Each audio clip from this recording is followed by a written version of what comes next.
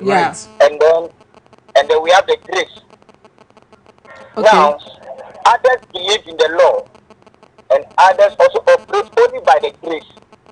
Do you understand? Okay. Right. And others also blend the two together. Others also blend the two together. But anyway, in the New Testament, the Bible made it clear, according to the book of Galatians, we are no more under the law. Right. We are in the grace dispensation. Right? So Yeah. now, in the grace dispensation, now, that's where other churches comes like, say, there's nothing like tight. But in the law, which is Numbers, Malachi, it talks about tithe. So you have to pay your tithe. But why is it tithe important?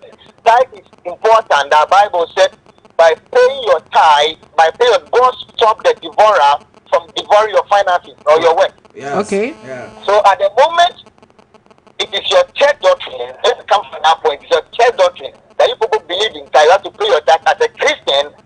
When you don't pay your tithe, you're under that curse that the pastor is talking about.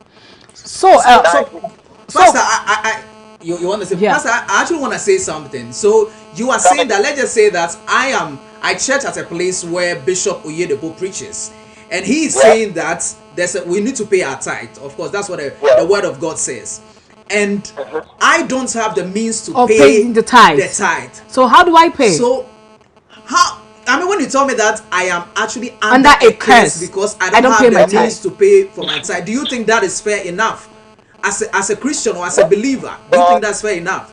God bless you. Let me come from this point. You said the means is not there, which means maybe you are not working. Yes. Exactly.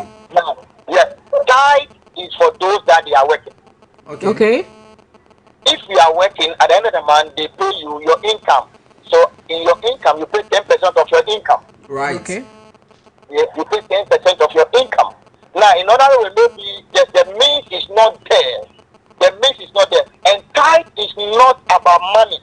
Right. Tithe is not about money. Right. Now, when you study the Bible carefully, you understand tithe is not about money. What is it about? What is it about? Maybe you are a farmer. It's about what you are doing. You are a farmer. Right. Okay. You are a farmer, and then you harvest your crops. Now, so you give part of your harvest, the crops to the church or to the Levite. Okay. So that there will be food in the house of God. Because in the house of God, people will be coming to the house of God. Food must be there. For those that they are coming, they will get food. They will get food, right? And you are a farmer, so at the end of the month, what you harvest, or at the end of the year, the first fruits, back to God. So now, because of now, things have changed and everything has become money. That is why it's like we look at only the money aspect, but basically, that is not about money. Right. So, if the means is not there, you are not working. Then my prayer is what you have to do is pray God will give you a work. When God gives you a work, start paying your tithe. That is it. If the means is not there, you are not under any case. All right. So if the means, so you also side with him that, I mean, if only your church, I mean, they believe in tithe paying, and then you have what it takes to actually pay the tithe, and you don't pay, you are under a financial curse. I don't want to use the word curse because God didn't use the word curse. Yeah. So what did God say if you don't pay your tithe? Aside the fact that you mentioned the fact that he will make sure that the devourer doesn't get hold of your, your stuff and all of that. Aside that, what exactly did God say about you not paying your tithe? What exactly did God say about you not paying your tithe? Yes, like the repercussions, if there is any. This is what God said. Right. Okay? You can't test God. Nobody can test God. Yeah. But God said, you can only test me by your tithe. Right. And offering. So, giving to God, giving tithe to God is a demand that you are placing on God. Right. And this is what God said. God said, I will stop the devourer from devouring your crops or your money or that's it. So the thing is, if you don't pay your tithe, you are working and you don't pay your tithe, God is not going to stop the devourer. And two, you can't test God with your prayers, you can't test God with your holiness. You can only test God with your tithe. God, I'm giving you this tithe. and I want this. Right. A demand.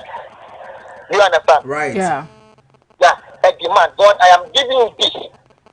I am testing you with this. Maybe give me this or do this for me. So what God always is saying that God didn't say it's a curse. God can stop the devourer. So if you want God to stop the devourer, then pay your tithe. Okay, so Okay. I guess this explanation makes it a little Better, bit much more better understandable, because yeah. for you, for a man of Of his God caliber, to a say man of curse, God of his caliber to to use the come out to word say that if you don't pay your tithe, you are under financial curse. curse. It's some way. I mean, it got people talking and worried about it. You know, Yeah. I don't think anyone What really about those that they don't pay tithe, but everything's moving moving on well for them? smoothly For them, yeah. exactly. Yeah. So it all So boils to down to the me, fact. Yeah, I'm listening, please. to me, when I start, God didn't use the word curse. Okay. What God said, I will stop the devourer. Yeah. Because one way or the other, there will be problem. But because of your tithe, God will use your tithe. I mean, to see you through, God will make sure that your work or your business will not go down or your finances will not go dry. Absolutely. God didn't use the word curse. Right. Okay. Because when we are talking about curse, it's something different. Okay. So I want to use the correct word. God said, I will stop the devourer. Okay. Yeah. God didn't say you are under a curse. God said you are robbing me. So stop robbing me by paying your tithe. By doing so, curse me with your tithe. Right. Okay. Right. According to the book of Malachi chapter 3, verse 10. Verse When you 10. have the time, you can read it. You understand? Okay. I see they bring the whole tithe into the storehouse. Tithing. Right. Okay. Thank you very Thank much, you Pastor very much. Sam. Thank you very much. Thank you very much. God Yeah. bless you. You're God bless welcome. you. All right. Wow, wow, wow. That was Pastor Ben Sam. But the thing is, you see, when it's done this way, when it's said this way, it's more understandable. Like I can actually picture it. Like I think it's reasonable this way. Yeah, I actually like what he said, and I believe as a Christian, you need to. I always say that, yeah, in as much as the men of God, God uses the men of God and To all of speak that. through As a us. Christian, personally go into your word, go into Yeah. your Bible and read Study the your word word for of yourself. God, yeah. Because if you are reading your word for yourself and you believe in the fact You that won't be deceived with anybody's comments. exactly. I mean, regardless of the fact that, yes, I respect him and all of that, and big ups and reverence to the man of God, Bishop Oyedepo. But as a Christian, the man of God is not the standard of worship or whatsoever. Yeah. Go into the Bible, Study read it for yourself. yourself. From what the man of God is saying, like he's saying, as long as you believe in the tithe, and that's one thing I know about God. When you believe the word of God and you trust him with something, he said that do this, and you believe him. Bible says, whatever you ask in his name and you don't doubt in your heart, it shall be Be given granted. unto you, yeah. So if there's a command in the Bible that Saying pay that. your tithe, I mean, test me with your tithe. Tithe. You know, when God is saying test you, open the that's a very heavens of- yeah. serious thing, you know. And then you open the heavens and and it'll pour make sure down that blessings. yes, there won't be devourers on either your properties or farmland or whatsoever. whatever. Once you go by it, it will go, everything will go on Superb for you. Superb for you. So I think regardless whether you believe in it or at the end of the day, as a Christian, are you doing what God asks you to do? What did the word of God say about tithe? Yeah, you see, this is actually a very nice one, but where I was having issues with Pastor David Oyedepo's own was the way it came. You understand, the casting and all that. Why don't you make people understand what it looks like? Or probably he has this assumption that if I don't say it this way, people will get to pay attention to it. No, maybe I don't want us to be quick on that. You know, tweets, when you are tweeting, there's a limit to whatever you actually tweet. Yeah. So he can't really say and break everything down in his tweets. Yeah. So let's just give him the benefit of the doubt. But people are actually speaking based on what they actually saw. Yeah. So moving forward, like I'm saying, as a Christian, whether know God for yourself, and if you Yeah. believe in tithing, trust me, I believe in tithing also, and I believe that when you pay your tithe, you will flourish. I also believe in that, but I don't believe in the fact that when you don't pay, you are under a financial curse. But like the man of God is saying, CDC, another interesting movie but in Nigeria. do you know one thing? I actually learned something during the week. Right. I learned that there are techniques to faint. Do you know? It's as if you need anything. Let's see how he fainted. Let's see how you fainted. Let's see that fainting. Wow, scholarship. Are you aware that every expenditure you make from 31st May till date are not Excuse me, what is not feeling fine? Please.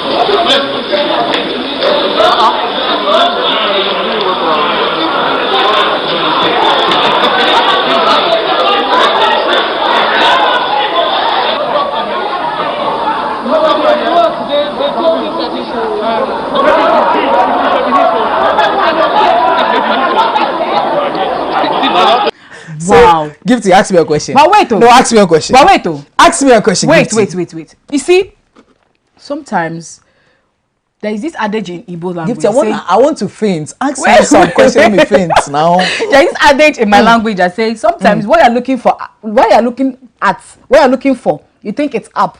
Sometimes it's just right behind you. Netflix and African Magic are looking for people to in their movie industry, isn't it? The movie industry are recruiting people for acting and all that. So you should go, eh? I think this man have to go some. Has to go. You know the very interesting thing, eh? You know, first when the video actually came out, I just saw a portion of the video where he was actually fainting, and then in my mind I was like, sometimes something can actually happen. You don't know the health issues and all of that. But I watched the full interrogation video and all that, and I saw how he didn't have an upper hand over whatever questions they were asking him. So I think that was the only way of escape. Because they kept asking about some budgets. And he was like, and then they came to I'll give it to you later. And they're like, is the budget in front of you or not? But wait, what I don't understand is, yes, Nigeria will always be Nigeria. What I don't understand is, why are we being so... Don't be stupid. Don't be dramatic. No, that's how you do it. No, the glasses came off first. Hello guys, please don't take you just. No, but that's how you did it. Open your mouth. No, you see, in Nigeria, Samson opening the mouth of a lion. You know when it's you know after the whole thing, he actually walked home. No, but we are laughing about this, but this is serious. But on a serious these note, are leaders actually embezzling our money. But what do you expect? That is what I'm coming to see. I don't understand why Nigerians are surprised about this whole thing. We're not supposed to be surprised. In a what else do you expect from a government that spends 5.5 billion naira on SUV cars for the lawmakers? These people, they go out to borrow money from the foreigners. And this money they're giving them, they give them on a very high interest rate. Right. They get the money, they use it to buy SUV cars. After buying, my question is, what happens to the innocent brand in Nigeria? There is this car company producing local production company in Nigeria. Innocent. They have nice cars, but guess what? Those same lawmakers are like, they don't like those brands of cars. Trust me, it's even happening here in Ghana, where they don't invest. We don't really see our leaders. Most of our leaders using the Katanka, our Ghana made. So we go out there to borrow money from the foreigners. You see why we will still remain slaves if we don't change? We go out to borrow money from those people with high interest rates. At the end of the day, we still go back to them to buy their cars with the money of lenders. It's very sad. I mean, when I actually watched the video, and I want to give him the benefits of the doubt that maybe she might have some health implications. But watching the fact that this young man, like the sweat from all of a sudden, like I don't know. Went down. But what else do we also expect from a government that funds Boko Haram repented terrorists to study abroad? Like, what it means, like, as far as I'm concerned, the information you're trying to create here, or the information you're trying to pass to people is, if I am not opportuned to study abroad, maybe I should join the Boko Haram terrorism team. Probably after like 3 to 4 months, I come out to say, oh, I'm repented. So they will fly me abroad to study abroad. Maybe that is the criteria to study abroad now in Nigeria, because I don't understand it. Now you say it to be fair to study people, to take ex-terrorists in Nigeria. You say it to be fair to take them abroad to study, but you don't see it to be fair to take the children, their parents were actually killed by these same terrorists, to school. You pack them in some place B. You don't take care of them, and tomorrow you want Nigeria to change. Those children you are leaving out there will turn out to be double or triple whatever Boko Haram is to Nigeria tomorrow, because they're not being taken care of. You know, Gibson, that is, I always say that is politics for you, because, and this thing will actually keep happening, because at the end of the day, when they embezzle the money and all of that, they are not arrested. They are not arrested in any way, because with that that amount of money, and you cannot even, you know, how do you call it? Tell us what exactly you use the funds for. I mean, for me, it's shocking, and I just hope that it doesn't end there. What about drama actually happening? It doesn't end there. Okay. I just hope they will really. What else do you expect? Look at the EFCC, the Magu issue.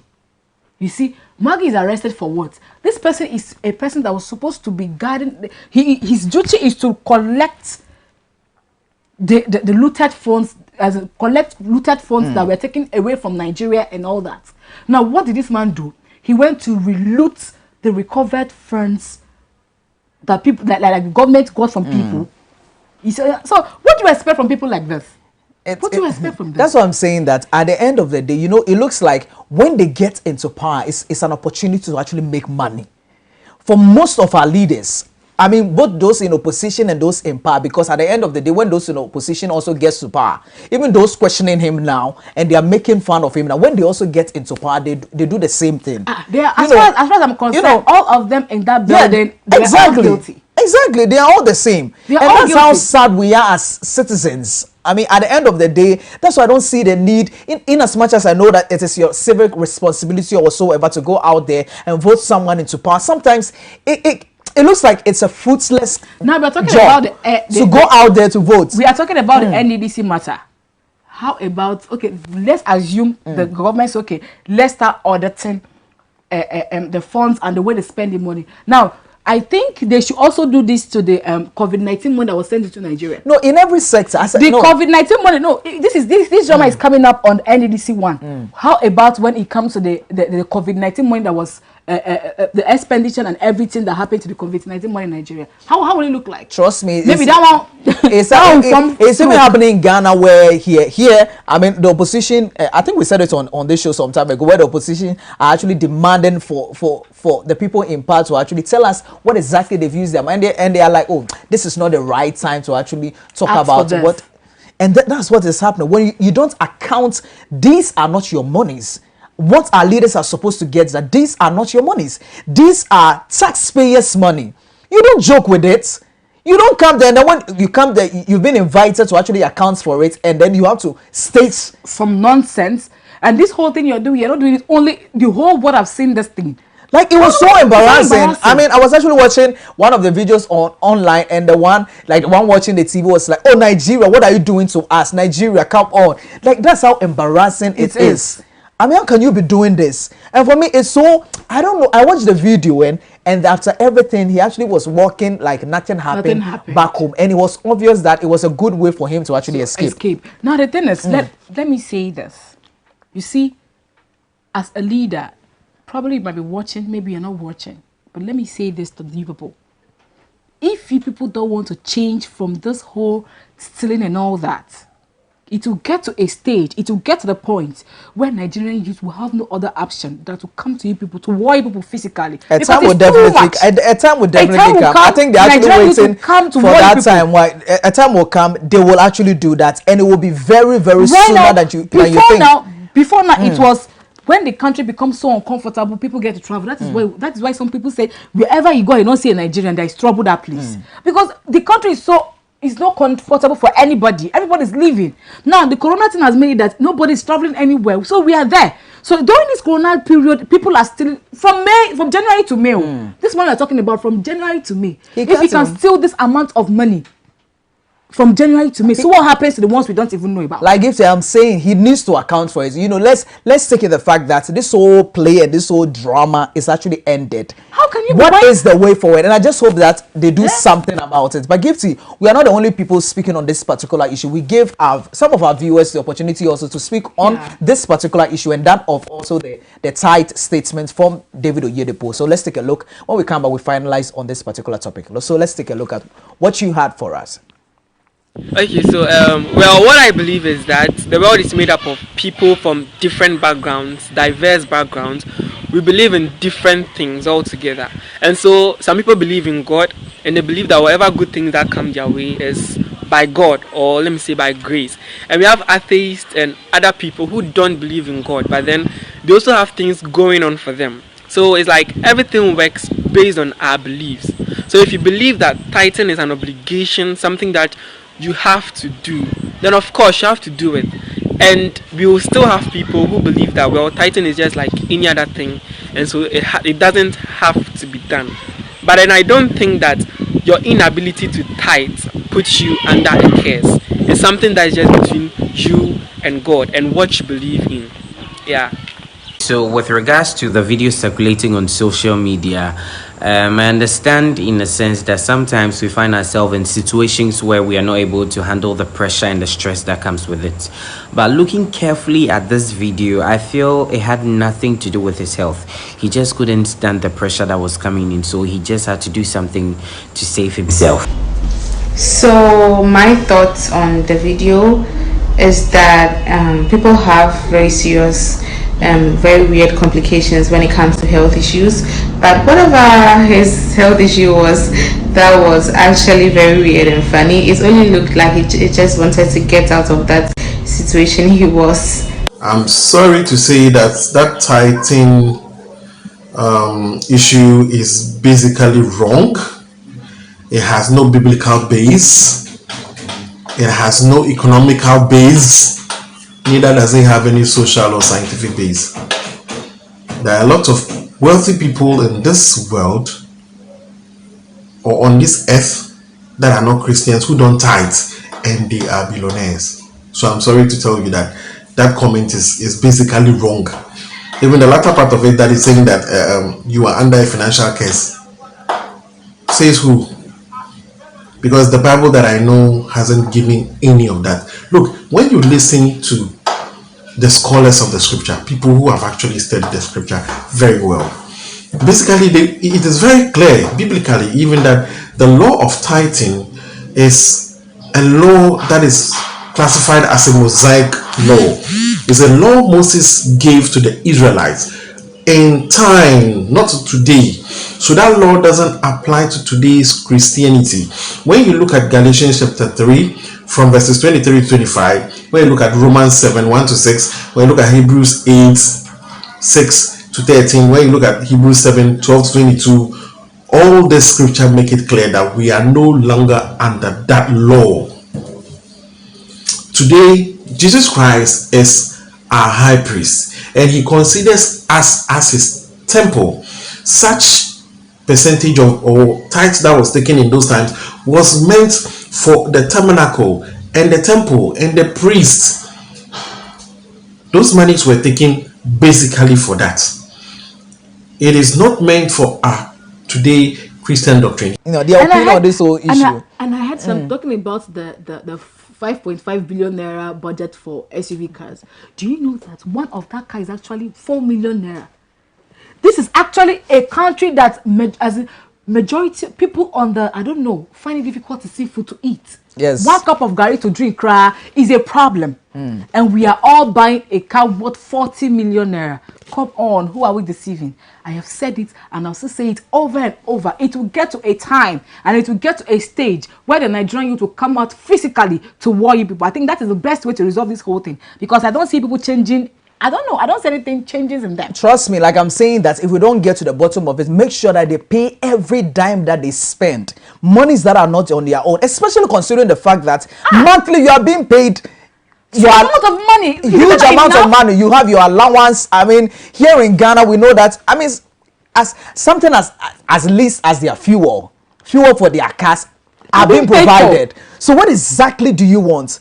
I mean, that's how selfish our leaders are. I mean, most of our leaders are anyways. We have a lot more to say on this particular issue, but time won't allow us. So let's go for a quick break. When we come back, we've got one more story to touch on. We'll be right back.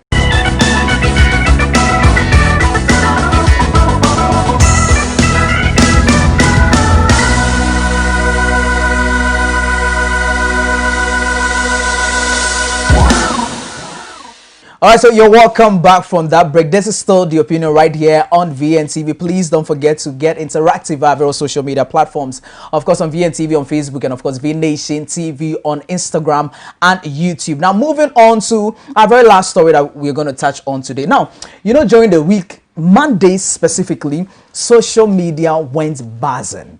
And why did they actually go that way? Well, was the fact that someone unidentified gunmen attacked some electoral or some registration officials at a registration center in Ewutu Senya East constituency. Yeah. And then we're all talking about it and we're saying that, that is wrong and it's violent and all of that, firing gunshots, thereby disrupting the whole process. Thing, yeah. Only for the minister or the MP for Ewutu Senya. She's also the Minister for Special Development Initiatives. In that constituency? Yes. He's called Hawa Kumsin, to come out to say that she was actually the person behind the gunshots.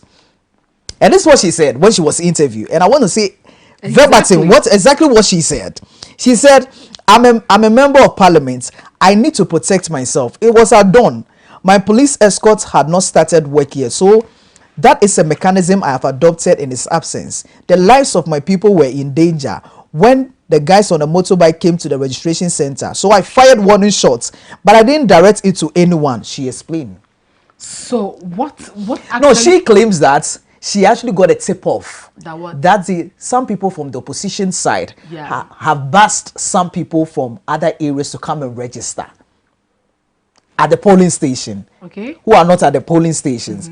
So she actually came there, and I think some misunderstanding went on and all of that. And she is saying that she actually fired a gunshot, but some people then also claim that they didn't see her firing a gunshot.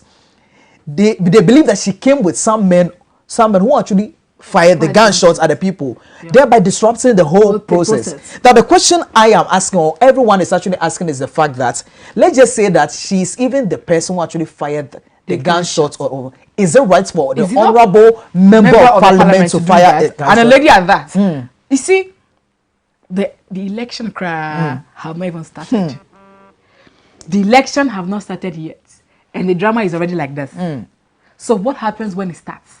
You see why I keep saying this? At the end of the day, okay, now see what happened in Nigeria, B. Fainting happened because you were asked to explain what you did with money, where they give you. Now this time, so what guarantees that when the main election will go on, it will be safe? It will be safe. And I don't get it. I mean, even if you say that you didn't feel safe at that particular time, your first point of call, you were a minister, for crying out loud. Your first of all, as a minister, you already have a bodyguard. Fine, you said your bodyguard wasn't around because it was too early. But don't you think that if you notice that there's a danger, your first point of call was the police? Straight you up. couldn't call the police. But because it looks like you also have your intentions. That's why you actually had the gun on you, because it didn't make sense. And Gifty, okay, you were saying something else. So before I read some of the tweets on this particular story. This is how lawless we can be in Africa. Let me put this in. Let me not say Ghana particularly, the whole Africa. We are into this together. This I don't understand. Now you are being violent. Ordinary registration. Registration. You are pulling out gun, which means when is the real election starts? Then probably. As in, I don't get it. Yeah, and a whole member of parliament, and that's the shocking thing about this whole thing. I'm not saying that the citizen should do it, but I mean the layman should do it. But coming from you, a respected person, a leader. Now, Gifty, these are some of the tweets that actually went buzzing. Like everyone was actually tweeting about it, and you have them on your screen. And this one is coming from James Ejenim Boateng. He said, "NPP and violence, gun wielding, warning shots firing, Minister of State. There can be no reasonable justification for Minister of State Hawa Kumsin, who is paid from the public purse, intimidating the very people whose taxes keeps her employed." Another one says, "Hawa Kumsin, the few women we have given power in this country will be abusing it like that. You see, when I say a woman who has power is very arrogant and listens to nobody, people get mad at me. Is this the equal rights and opportunity women are fighting for? We move regardless." Another one says, "President Akufo-Addo must immediately dismiss Hawa Kumsin. This time, Akufo-Addo must be proud of his of his boss. He must sack her without waiting for her resignation letter. She is not fit to be a minister of state. Her act is criminal and must be condemned as such. She must again face the law. The very last one before we move on says, Howard Kumsin clearly went to the same special school with Carlos Ahinkra. You know, the minister who actually, or the MP who actually had the virus that actually went out there to spread the virus. So they are the same. They're in the same school.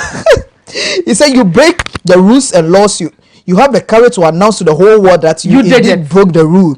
People aren't even ashamed anymore. Themselves. Gifty, I don't know which kind of country we are in this Not country. even and country, they do continent. And they do it so comfortably. because they are in power, and that's how the whole thing looks. It looks like, oh, my government is in power, so I can do anything. This woman actually confidently hit her chest to say that I fired the gunshots. And up until now, the police haven't invited her whatsoever. The president hasn't even sacked anybody or anything, or probably ask her questions on. Okay, now you are coming to say this. For your own, no matter the matter. And you can see it right there on the screen. The back and forth, the mayhem is right there on your screen. Like, and you don't feel safe. You don't feel safe going to the registration centers anymore. And that is not the only place. There are some of the registration centers. I also saw the video where they were fighting, and I'm like, come on, are you guys for real? This is just registration, oh. So what happens when the election comes? What happens? Then we'll be killed. Some people will be killed. You see, Africa. It's a problem. Our leaders are the problems we are having. I must say, and let's not just bash the Howard Kumsin and I also bash the other political parties, because I feel that that's if indeed you guys are bashing people from anywhere to come and register. I mean, what? But how sure are you on this? Exactly, that's what people are saying. That if we think that that's exactly what they are doing, I mean, you can report to the right quarters for them to actually look into it, because I mean, you can't be so certain and say that people are bashing people for what about if they also say that, because you both are all contesting for the whole thing anyway. So what about if they also tell you can't tell us that you got a tip off from someone, a tip off from just a normal, but you're not even sure of, and then because of that you also. So what if you kill somebody on that? You know, it boils down to the fact that there are still vigilante groups in the country, and Gifty, anytime we say this thing, both political parties deny it. You know, MPP have their own vigilante groups called the Invisible Forces, and those are the people that can come to you or wherever you want to come and lock up your shops and all of that, because they say that we helped our party to come into power.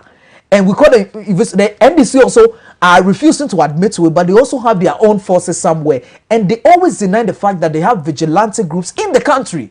But it is happening. And guess what? No one is doing anything about it, because if you do something about it, when you come into the power, you also do the same thing. That's how sad this whole thing. It's not safe. And for me, people don't see the need to actually go to the registration center. Our leaders don't have shame anymore. They don't have shame. And this is very sad on our part. And it is happening in Nigeria. It is happening in Ghana. Currently, I heard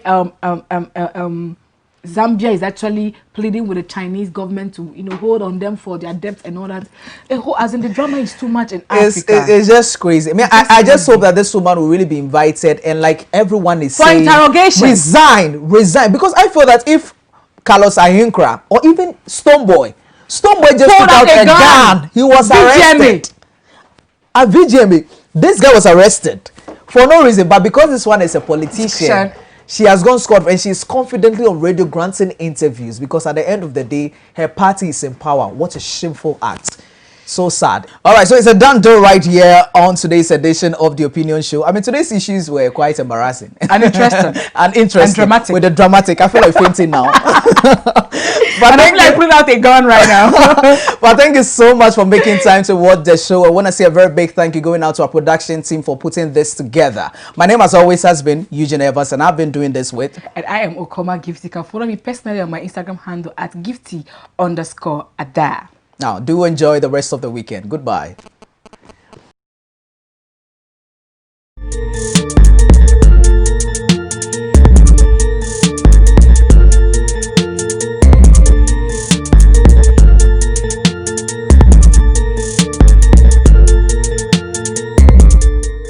Officer, you give us office. Come here, you are saying officer.